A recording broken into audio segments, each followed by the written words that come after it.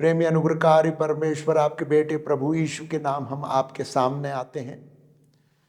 धन्यवाद के साथ आपके फाटक में प्रवेश करते हैं, स्तुति करते हुए आपके कोर्ट रूम में दाखिल होते हैं। परमेश्वर पिता, हम आपके स्वर्गीय क्लासरूम में दाखिल होते हैं। आज आप हमसे अपने वचन से बोलिए और बातचीत कीजिए, आपके वचन की गहराई हमको मिलने पाए।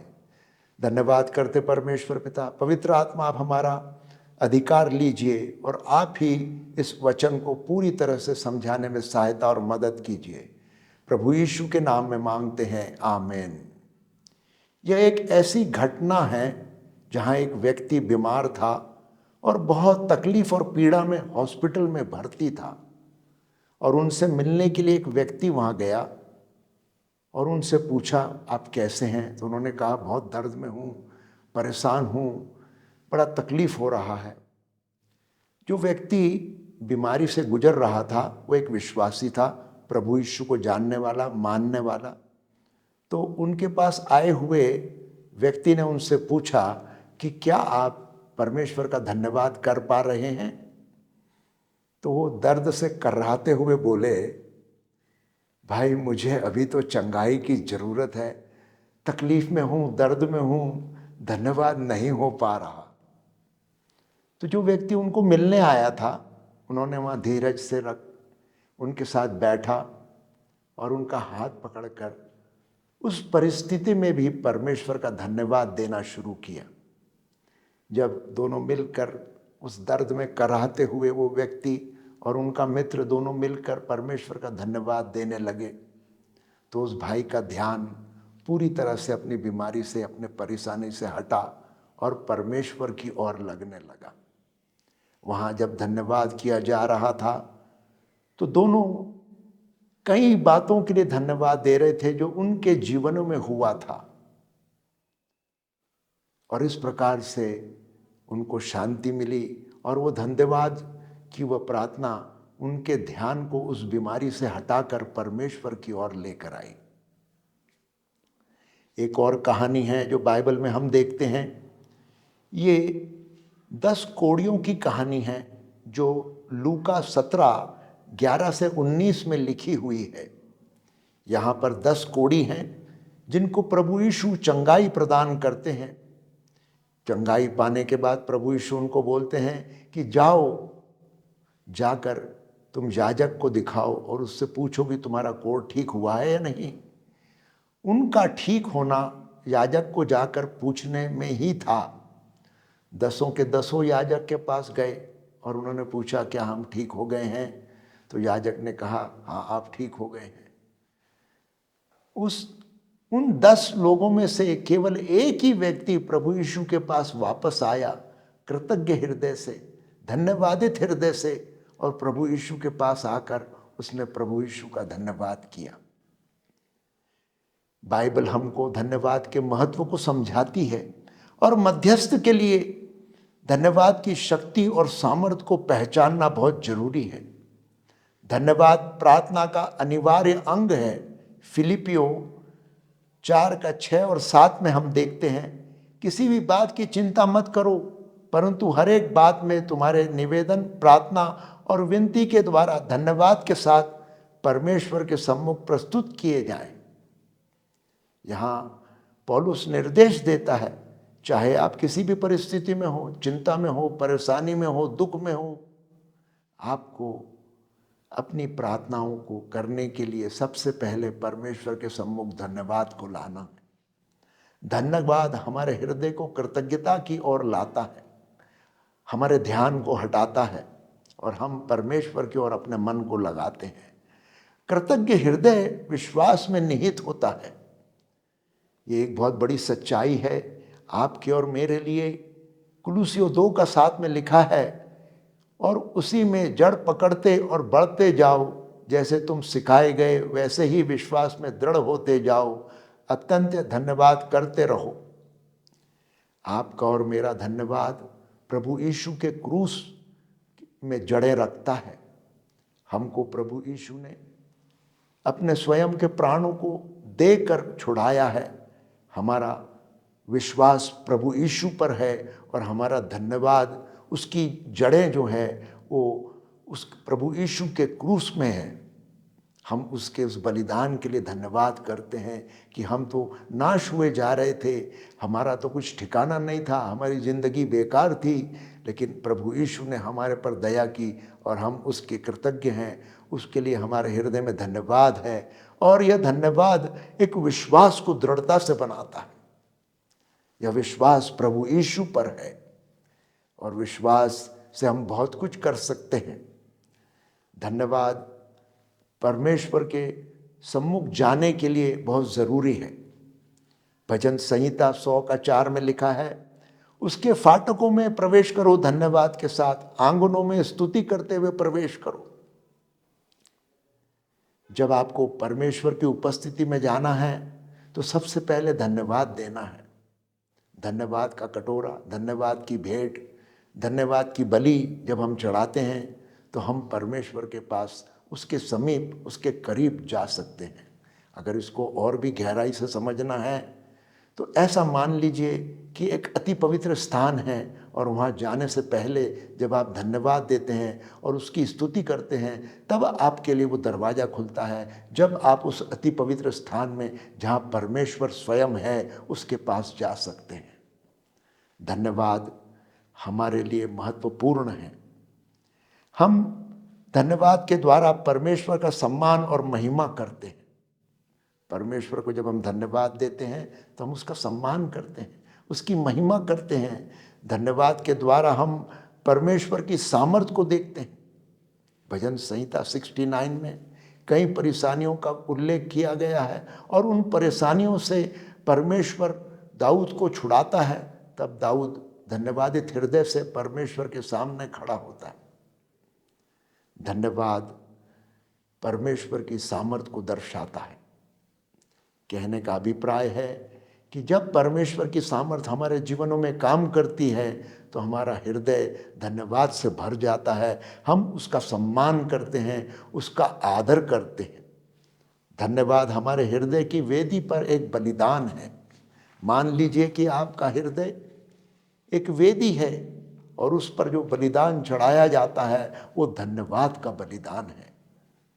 प्रभु यीशु को, परमेश्वर पिता को आज कोई नर मनुष्यों की बलि, जानवरों की बलि या किसी प्रकार की बलि नहीं चाहिए। आज परमेश्वर जो है वो केवल हमसे धन्यवाद और स्तुति की बलि को, भेंट को चाहता है। यही वो बलिदान हमको चढ़ाना है। वेदी, यह वो वेदी है जो परमेश्वर से जुड़ी हुई है और उस वेदी पर हम अपने धन्यवाद की भेंट चढ़ाते हैं। हमारा हृदय भी एक वेदी के समान है जो धन्यवाद से भरा होता है, कृतज्ञता से भरा होता है, क्योंकि परमेश्वर ने हम पर बहुत उपकार किए हैं। जब मैं अपनी ज़िंदगी को पलट के देखता हूँ तो शुरुआत ही से लेकर अभी तक मैं बार बार जब देखता हूँ तो मैंने देखा है कि जब से मैंने प्रभु यीशु को जाना, पहचाना और अपना जीवन प्रभु यीशु को समर्पित किया, जैसे जैसे मैं प्रभु के अंदर बढ़ता गया, धन्यवादित होता गया, क्योंकि दरेक जगह पर, हर एक जगह पर परमेश्वर ने मेरे जीवन में कार्य किया। मुझ पर परमेश्वर का बहुत बड़ा आशीष और उपकार है। सबसे पहला जो अधिकार जो परमेश्वर ने मुझे दिया, मैं परमेश्वर को नहीं जानता था, उसने मुझे अपना बेटा होने का अधिकार दिया। उसके प्रति मैं धन्यवादित होता हूँ। मैं तो खोया हुआ था, उसको जानता नहीं था, लेकिन परमेश्वर की दया रही जो प्रभु यीशु ने मेरा परमेश्वर के साथ मेल मिलाप कराया और मुझे एक ऐसा स्थान दिया जहाँ मैं प्रभु यीशु के साथ उसके दाहिने हाथ पर बैठा हूँ। कितना बड़ा अधिकार मुझे परमेश्वर के द्वारा मिला है। यह सारी बातें जब हमको, मनुष्य को समझ में आती है, मुझको समझ में आई, हमारे को ये पता चलता है कि परमेश्वर ने हम पर कितना आशीष और कितना उपकार और परोपकार किया है कि हम निरंतर उसका धन्यवाद करते रहे। हमारे हृदय से बार बार उसके लिए धन्यवाद निकलता रहे। धन्यवाद परमेश्वर के सिंहासन को जोड़ता है। प्रकाशित वाक्य 4 अध्याय के अंदर स्वर्ग के परमेश्वर के सिंहासन का वर्णन किया गया है और वहाँ पूर्णीय परमेश्वर के लोग, स्वर्गदूत परमेश्वर का धन्यवाद कर रहे हैं, हाथ उठाकर होसन्ना गा रहे हैं और धन्यवाद कर रहे हैं। जब आप और मैं परमेश्वर का धन्यवाद करते हैं तो हम उसके सिंहासन के सामने खड़े होते हैं और हमारा धन्यवाद जो परमेश्वर को हमारी भेंट है वो हमको परमेश्वर के उस सिंहासन के साथ जो स्वर्ग में है उससे जोड़ता है। धन्यवाद देने से बढ़ोतरी का चमत्कार सामने आता है। इसके विषय में हम देखते हैं कि प्रभु यीशु ने वो 5 रोटी ली और वो मछली ली और उसको धन्यवाद देकर तोड़ा। वहाँ लिखा है प्रभु यीशु ने वहाँ उस रोटी को धन्यवाद लेकर तोड़ा और उस रोटी को अलग अलग टोकरों में डालकर लोगों को खाना खाने के लिए बैठाया। वो 5 रोटी और 2 मछली जो है उससे प्रभु यीशु ने 5000 लोगों को खिलाया। परमेश्वर के सामूहिक धन्यवाद देना एक बढ़ोतरी के चमत्कार को उत्पन्न करता है। जब आप थोड़े से में परमेश्वर के लिए विश्वास योग्य ठहरते हैं और परमेश्वर को धन्यवाद देते हैं तो परमेश्वर और भी अधिक आपको इस्तेमाल करता है और बड़े रूप में आशीष प्रदान करता है। चमत्कार परमेश्वर का छोटे से कामों को बड़ा करना है। आप प्रभु यीशु के पीछे चलने का निर्णय लेते हैं लेकिन अकेले होते हैं, लेकिन जब आप धन्यवाद देते हुए प्रभु का कार्यों को करते हैं तो आपके जीवन में सारी बातें आशीष में बदलती है। आपकी परेशानियां बदल जाती है, वहाँ आपको आशीष मिलने लगती है, आपकी समस्याएं हट जाती है। जो पहाड़ के समान आपको लगता था कि ये बहुत बड़ी समस्या है, हम कैसे सामना करेंगे, लेकिन जब आप धन्यवाद देते हैं तो परमेश्वर का कार्य वहाँ होता है और स्वर्गदूत जाकर उस पहाड़ को हटा देते हैं और आपके लिए परमेश्वर जो है मन में शांति प्रदान करता है, आपको समस्या से बाहर निकाल देता है। परमेश्वर का धन्यवाद बड़े बड़े चमत्कारों को करता है, मल्टीप्लिकेशन को करता है, बढ़ोतरी को लाता है। धन्यवाद स्वर्ग के पृथ्वी पर हमारे बीच में लाता है। दूसरा इतिहास उसके 5 और 13 में ऐसा लिखा हुआ है, कहा गया है कि जब तुरी बजने वाले और गायक एक साथ यहोवा की स्तुति कर रहे थे, कह रहे थे कि वह भला है, उसकी करुणा सदा की है, तब यहोवा का भवन बादल से भर गया। यह पद मंदिर के समर्पण के समय एक घटना का वर्णन है।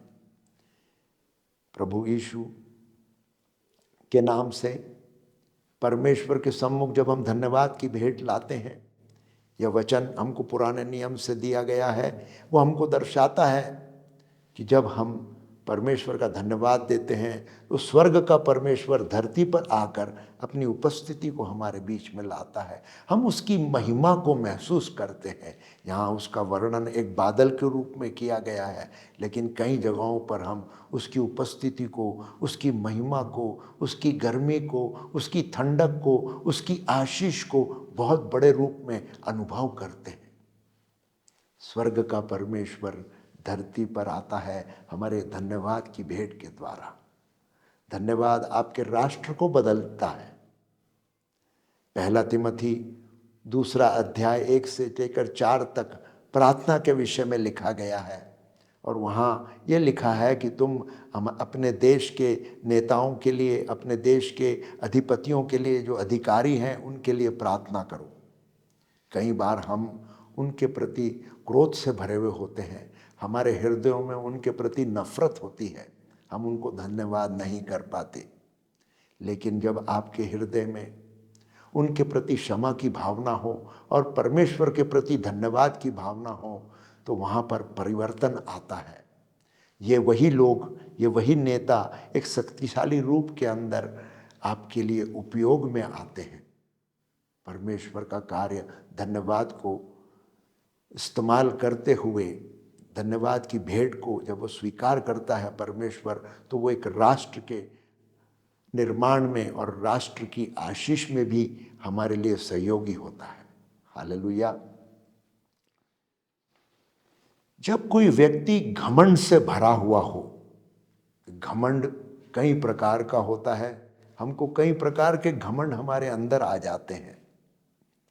लेकिन जैसे ही आपके हृदय में धन्यवाद की भावना परमेश्वर के प्रति आती है, घमंड का प्रतिकार होता है, घमंड का नाश होता है।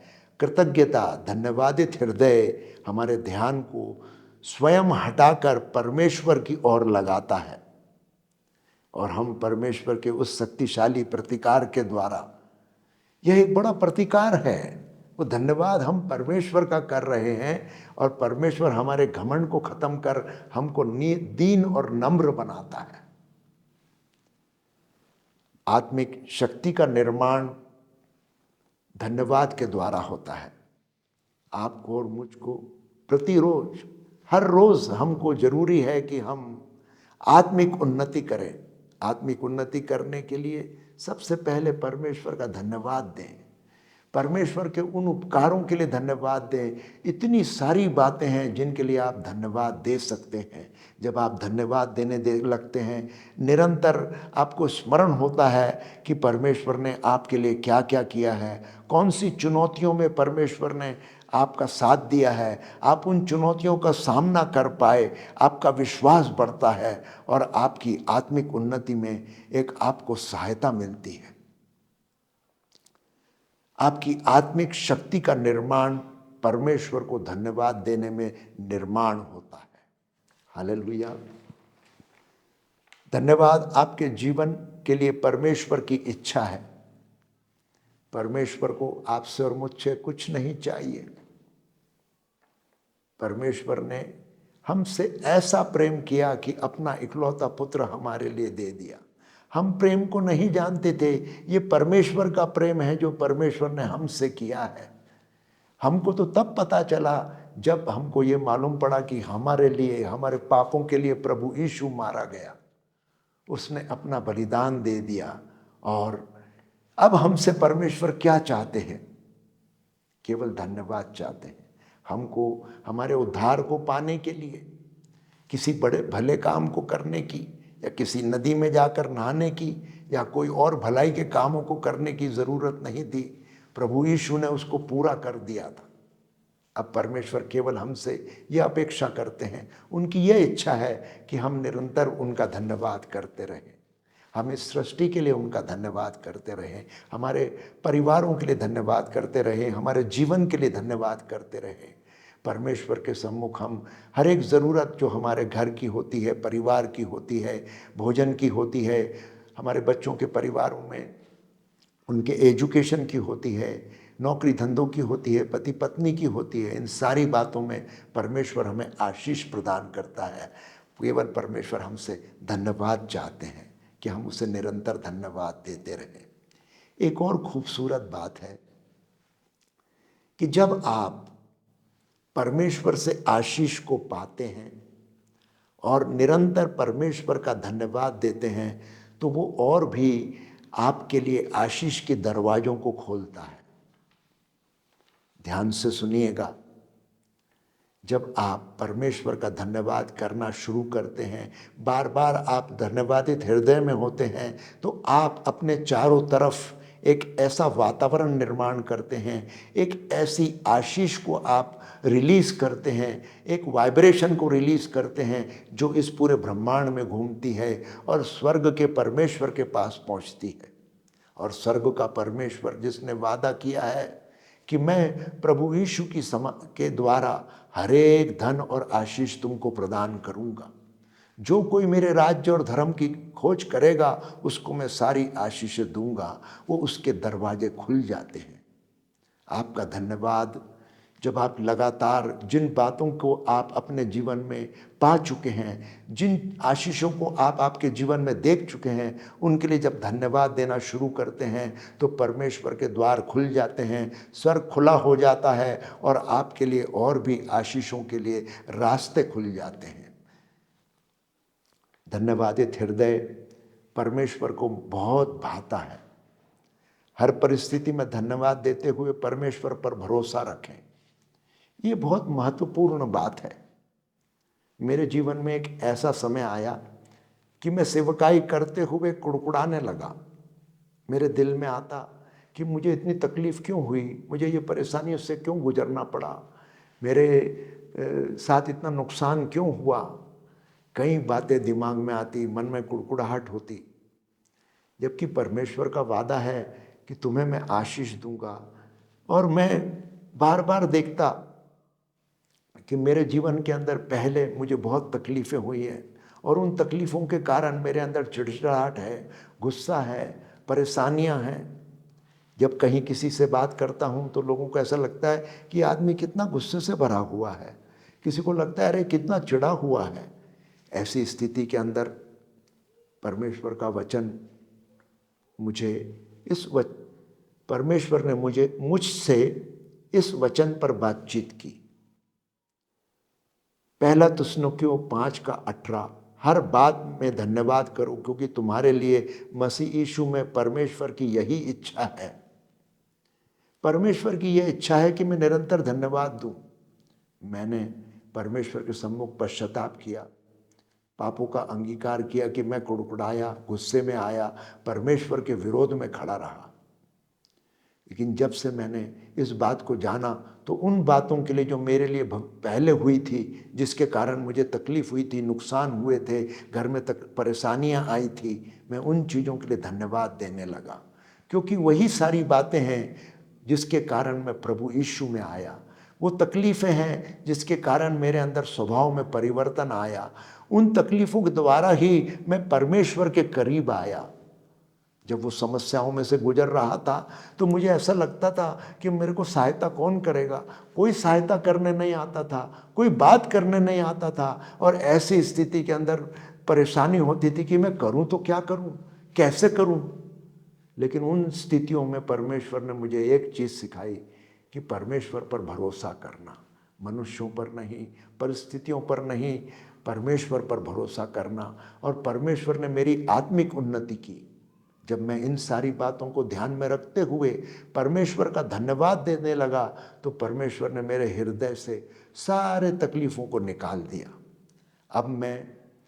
अब मुझे कोई भी तकलीफ आती है तो मैं उसको या तो लर्निंग के रूप में देखता हूं कि परमेश्वर मुझे सिखा रहा है, या एक रिवॉर्ड के रूप में देता हूं कि परमेश्वर मुझे आशीष दे रहा है।